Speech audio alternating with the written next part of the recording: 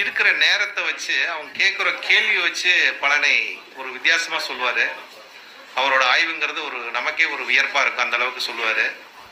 நான் ஒரு டைம் இப்படி தான் அவர்கிட்ட ஐயா தெரியாமல் ஃபோன் பண்ணிட்டு நான் கேட்டேன், ஐயா நீங்கள் இந்த டைம் வந்து சட்டை போடாமல் தான் இருந்திருப்பீங்க ஐயா அப்படின்னு சொன்னார். ஆமாங்க நான் வெறும் மேலோட தான் இருக்கிறேன் அப்படின்னு சொன்னேன். அதை மட்டும் தான் சொன்னார், அதுக்கு மேலே எதுவும் சொல்லலை. அதுக்கு மேலே சொல்லி தான் எனக்கு கொஞ்சம் கஷ்டமாக தான் இருந்திருக்கேன். அதே போதும்ன்ட்டு நான், ஐயா இதே போதுங்க ஐயா, அப்புறம் நீங்கள் இந்த கலர் தான் யூஸ் பண்ணுறீங்க அப்படின்னாரு. அதே கலர் தான் யூஸ் பண்ணுறேன் அப்படின்னேன். அந்த மாதிரி அவர் சொல்கிற விதங்கள் மேலுமே அவரோட ஆய்வுங்கிறது ஒரு தனித்துவமானது. இந்த பராசர மணிமன்றத்தில் ஒவ்வொருத்தரும் அவங்களோட தனித்துவத்தை ஒரு நிரூபிக்கக்கூடிய ஒரு தளமாக இது வளர்ந்து கொண்டு இருக்கிறது. அவங்களும் வளர்ந்து கொண்டு இருக்கிறார்கள். அது ஒரு பெருமையாக தான் இருக்கிறது. அவரை பேச அழைக்கிறேன், வாருங்கள் ஐயா. அவர் பேரே வந்து சரவடி சரவணன்னு திண்டுக்கல் அரிகரசமாக வச்சாரு. ஆனால் அவர் பேரே தெய்வ வாக்கு ஜோதிடர், ரிஷப லக்னம்.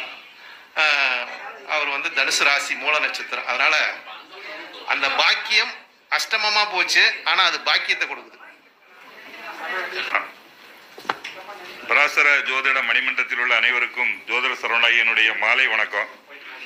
இப்போ வந்து நிகழ்ச்சியில் கலந்து கொண்ட அனைவருக்கும், வந்திருந்த அனைவருக்கும் என்னுடைய வாழ்த்துக்களை மகிழ்ச்சியையும் தெரிவித்துக் கொள்கிறேன். இன்னைக்கு நான் தொழில் ஸ்தானம் பற்றி பேசலாம் அப்படின்னு சொல்லி நினைக்கிறேன்.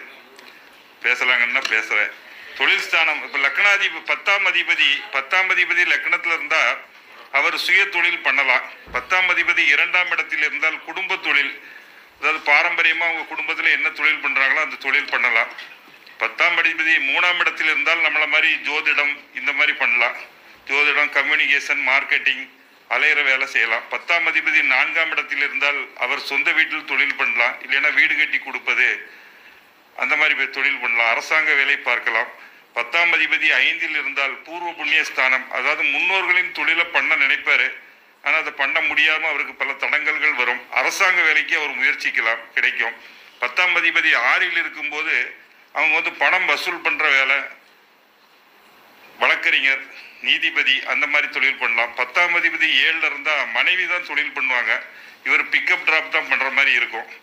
10ஆம் அதிபதி 8இல் இருந்தால் அவர் வந்து மருத்துவர் ஆகலாம், இல்லை ஏதாவது ப்ராப்ளமான இடத்த வந்து சார்ட் அவுட் பண்ணுற வேலை செய்வார். இந்த மண்ணை தோண்டி போர் போடுறது, இல்லை தங்கத்தை எடுக்கிறேன், புதையல் எடுக்கிறேன், நாக மாணிக்கத்தை விற்கிறேன், இந்த மாதிரி வேலைகளை அவங்க செய்வாங்க. பொதுவாக விருச்சிகத்தில் இருக்கிறவங்க அவங்க வந்து 8ஆம் இடம் காலபுருஷனுக்கு, அவங்க நார்மலாக பார்த்தீங்கன்னா தங்கத்தை தேடி அலைஞ்சிட்டே இருப்பாங்க. இப்போ இரிடியம்னு ஒன்று தேடுறாங்க. இரிடியம்ங்கிறத தேடி வித்துட்டாங்கன்னா ஒரு 500 கோடி கிடைக்குங்கிறாங்க. 10 லட்சம் கிடைச்சா நம்ம செட்டில் ஆயிடலாம்னு நினைக்கும். அவன் 500 கோடி 1000 கோடிக்கு சுத்திட்டு இருக்கிறான். 10ஆம் அதிபதி 9இல் இருக்கும்போது தந்தை கூட சேர்ந்து தொழில் பண்ணுவாங்க. 10ஆம் அதிபதி 10ல் இருக்கும்போது அரசாங்க வேலை அந்த மாதிரி சொல்றது. 10ஆம் அதிபதி 11ல் இருக்கும்போது அவர் எந்த வேலையும் செய்ய வேண்டாம், பணம் போட்டிருப்பாரு, வீட்டிலே தான் படுத்திருப்பாரு, பணம் தேடி வந்துடும். ஏமாத்தி தொழில் பண்றது அதுக்கு பேரு. 10ஆம் அதிபதி 12இல் இருக்கும்போது அவர் வெளிநாட்டுக்கு போயிடுவாரு. வெளிநாட்டுல இருந்து தொழில் பண்ண முயற்சி பண்ணிக்கொண்டே இருப்பார், ஆனா வேலைக்கு தான் கடைசி வரைக்கும் போவார்.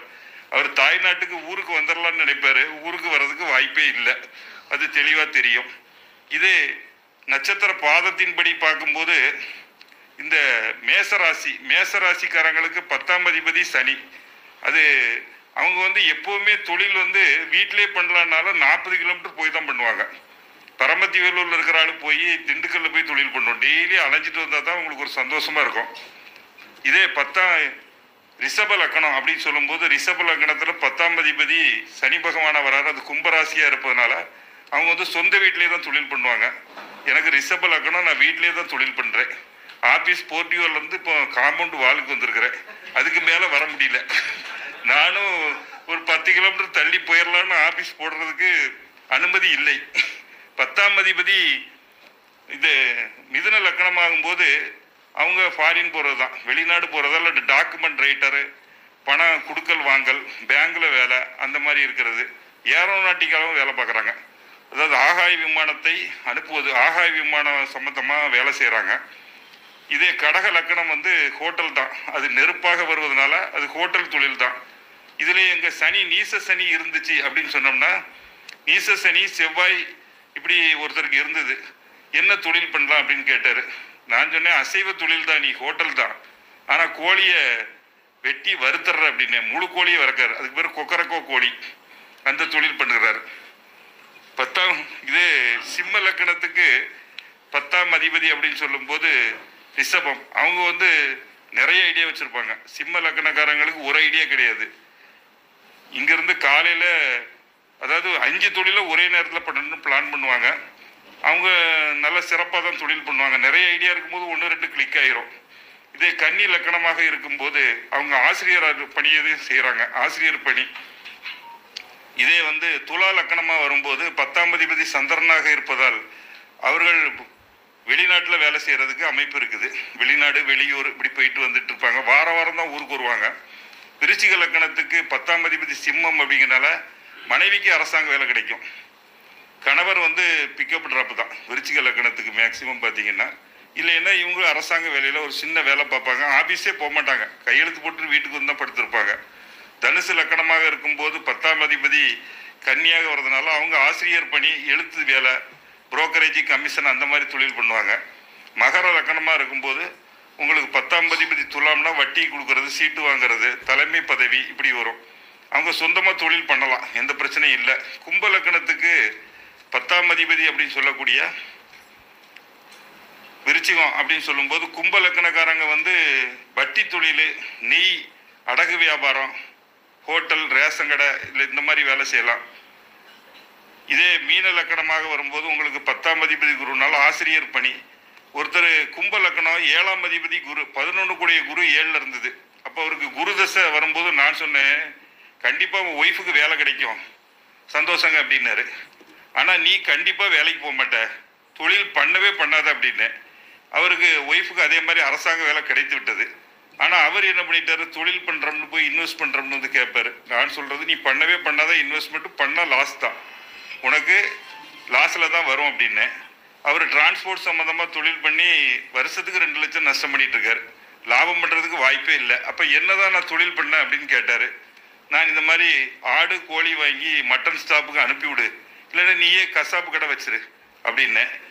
ஆனால் அவர் வந்து ரெண்டையுமே கேட்காம வருஷத்துக்கு ஒரு 1 லட்சம் 2 லட்சம் நஷ்டம் பண்ணுறது ஒரு பொழுதுபோக்காக வச்சுருக்காரு. அதுக்கு நம்ம ஒன்றும் செய்ய முடியாது.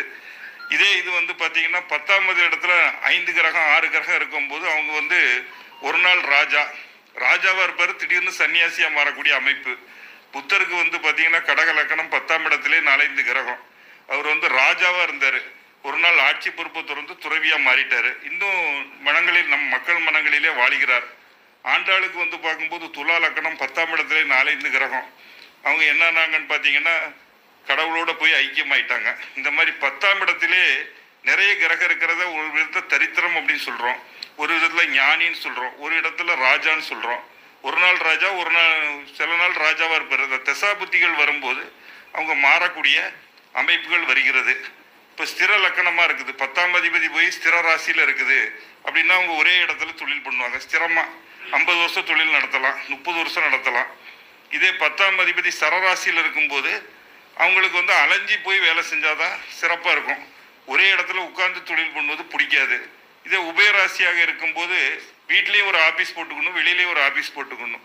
இந்த தொழில் சிறப்பாக வருவதற்கு நம்ம செட்டியப்பர் அப்படின்னு சொல்லுவோம், ஐயன் புறம்னு சொல்லி தஞ்சாவூர் கிட்ட அங்கே தராசு வச்சிருப்பார் சாமி, படியிழந்த நாயகி. அந்த ஆலயத்துக்கு சென்று வருவது நல்லது.